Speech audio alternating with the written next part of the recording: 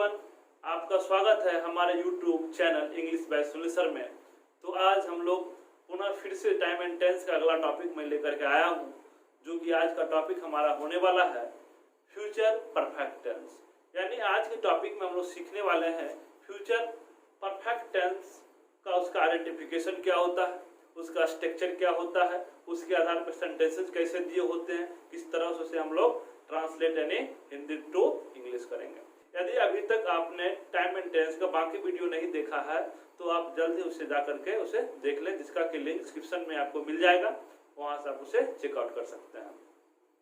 तो चलिए बच्चे, हम लोग जो है वीडियो की शुरू करते हैं। सबसे पहले हम लोग ये समझते हैं कि फ्यूचर परफेक्ट टेंस होता क्या है, उसमें किस तरह के एक्शन को दिखाया जाता है।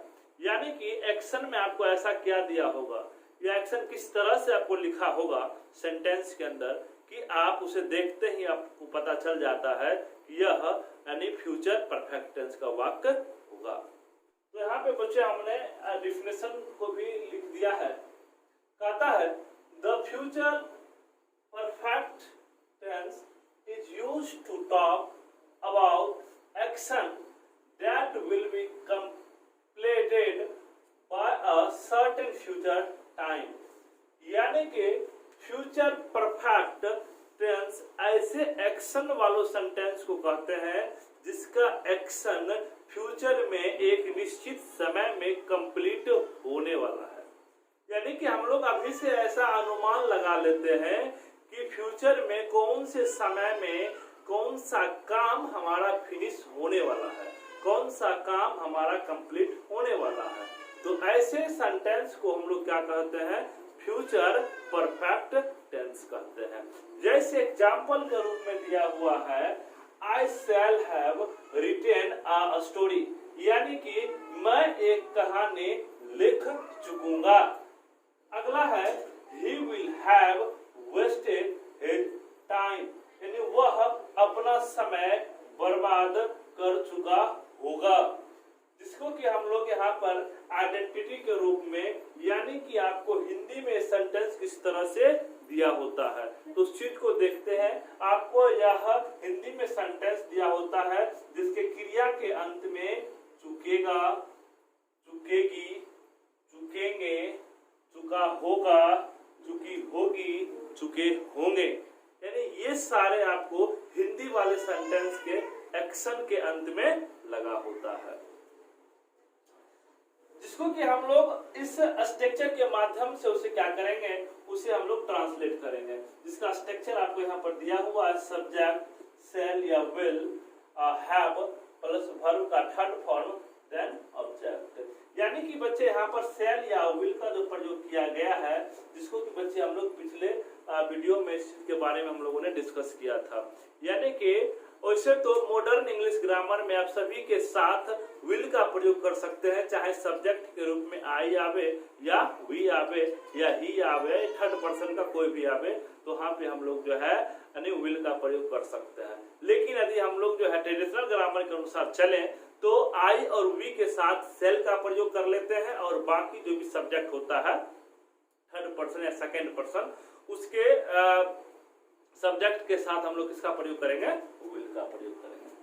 जैसे एग्जांपल में दिया हुआ है वह सड़क पार कर चुका होगा, यानी कि आपको हिंदी वाले सेंटेंस में आप देख रहे होंगे चुका होगा लगा हुआ है।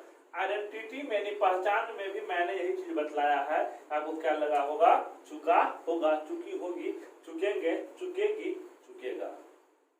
तो चलिए इसको हम लोग इस स्ट्रक्चर के मदद से इसको हम लोग बनाते हैं। जैसे यहाँ पर लिखा हुआ है वह के लिए सब्जेक्ट, सब्जेक्ट के लिए क्या आता है बच्चे, ही, यानी वह के लिए आएगा ही। उसके बाद शैल या विल, तो ही के साथ क्या लगता है, विल।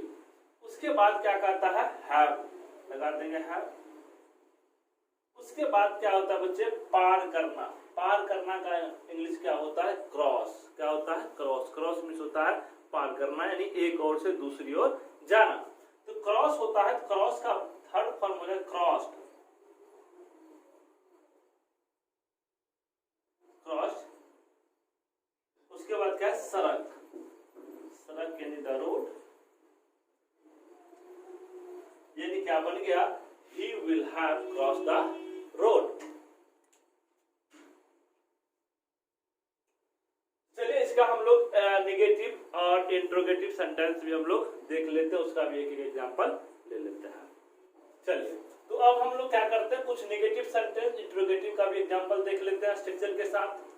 यहाँ पर दिया गया पहले निगेटिव। निगेटिव के लिए बच्चे मैंने पहले भी आपको कई बार ये बात बतला चुका हूँ, निगेटिव बनाने के लिए हमें नोट का प्रयोग करना होता है। कहाँ पर करेंगे नोट का प्रयोग, तो हेल्पिंग वर्ब के बाद और मेन वर्ब से पहले। चलिए वहां इसमें मैंने क्या किया, नोट का प्रयोग किया है, तो आपको निगेटिव वाले सेंटेंस में नहीं लगा होता है, ठीक है। तो चलिए कहता है बच्चे तुम कल तक यह काम नहीं कर चुकोगे, इसका बनेगा क्या, उस चीज को देख लेते हैं। यू विल, उसके बाद क्या लगाना है, नॉट, नोट लगा दिया। उसके बाद क्या कहता है लगाने के लिए बच्चे, हैव, हैव। उसके बाद वर्ब का तीसरा फॉर्म, तो वर्ब का तीसरा फॉर्म यानी हो जाएगा you will not have done, क्योंकि काम करना है, काम करना होता है डन। यह काम हो जाएगा दिस वर्क, कब तक, कल तक, बाय टुमारो। यानी इसका क्या बन गया, you will not have done this work by tomorrow. अगला है मैं यह पुस्तक नहीं पढ़ चुकूंगा, क्या हो जाएगा, आई shall not have। पढ़ना क्या होता है, रेड, वर्ब का थर्ड फॉर्म भी यही हो जाएगा red. I shall not have read यह पुस्तक, दिस बुक। ऐसा क्या बन गया, आई shall not have read this book। अगला इंट्रोगेटिव है। इसमें क्या कहता है कि इंट्रोगेटिव बनाने के लिए आपको सेंटेंस में क्या से प्रश्न को पूछा जाता है। क्या से यानी आपको सेंटेंस शुरू ही क्वेश्चन पूछने वाले वर्ड से होता है। जैसे कि यहाँ पर दिया हुआ है, क्या मैं वहां पहुंच चुकूंगा। यहाँ पे आपको जब इस तरह के सेंटेंस यानी जिसका आंसर यस या नो में दिया जा सकता है, अगर इस तरह के सेंटेंस से प्रश्न पूछे जाते हैं तब उसे बनाने के लिए हम लोग क्या करते हैं, हेल्पिंग वर्ब को सब्जेक्ट से आगे कर देते हैं। यानी कि इसे सिंपल इंट्रोगेटिव कहा जाता है, जिसको मैंने सेंटेंस का जो टॉपिक पढ़ाया है उसमें इंट्रोगेटिव सेंटेंस एक टाइप पढ़ाया है, जिसमें मैंने डिटेल से उसमें बतलाया है। यदि आप अभी तक वह वीडियो नहीं देखा है या आपको इंट्रोगेटिव सेंटेंस समझने में किसी भी तरह कोई परेशानी होती है, तो आप वहां पे प्लेलिस्ट में जाकर के सेंटेंस का एक प्लेलिस्ट बना हुआ है, वहां पे आप जाकर के उसको आप वीडियो को ढूंढ करके उसमें आप उसे समझ सकते हो। तो बाकी बात मैं यहाँ पे चलता हूँ। तो शैल या will plus subject, have verb 3 plus object. तो मैं के लिए क्या होता है, शैल, शैल आई। उसके बाद क्या लगाना है, हैव। यानी कि जैसा जैसा हमें स्ट्रक्चर कर रहा है उसी उसी हमें करते जाना है। पहुंचना क्या होता है, रीच, या अराइव भी होता है, अराइव भी दे सकते हैं, इसमें कोई ये नहीं है। कहा, वहां, वहां क्या होता है, देयर। यानी shall I have read there, और अंत में क्या करना है बच्चे, क्वेश्चन मार्क्स लगा देना। अगला क्वेश्चन है, क्या वह लौट चुका होगा। यानी कि इसमें भी बच्चे क्या है कि यह भी हमारे सिंपल इंट्रोगेटिव के तहत इसे भी रखा गया है। तो क्या वह, तो will he have returned।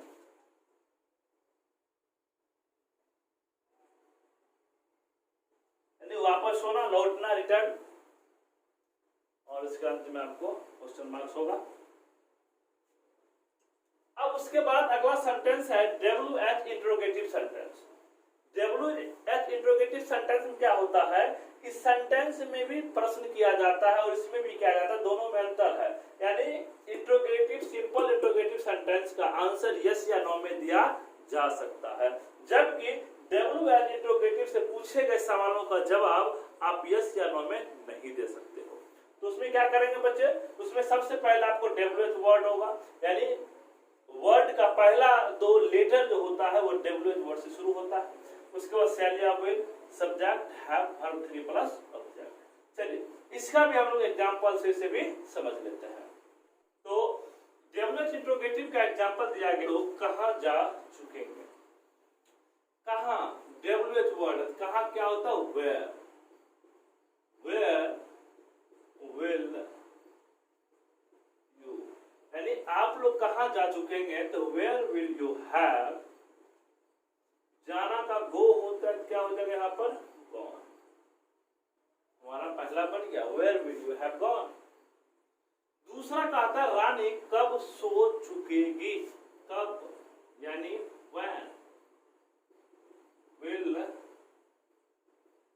Rani have slept। तो ये था बच्चे हमारा WH इंट्रोगेटिव का एग्जाम्पल। आई होप आप सभी को वीडियो पसंद आया होगा। यदि पसंद आया होगा से ज्यादा शेयर करें। यदि अभी तक आप हमारे YouTube चैनल को सब्सक्राइब नहीं किया है तो जल्दी कर लें और साथ ही बेल आइकन को भी दबा दें, ताकि जो भी वीडियो अपलोड किया जाए उसका नोटिफिकेशन आपके तक आसानी से पहुंच सके। तो चलिए बच्चे मिलते हैं फिर से अगले वीडियो में, तब तक के लिए बाय बाय।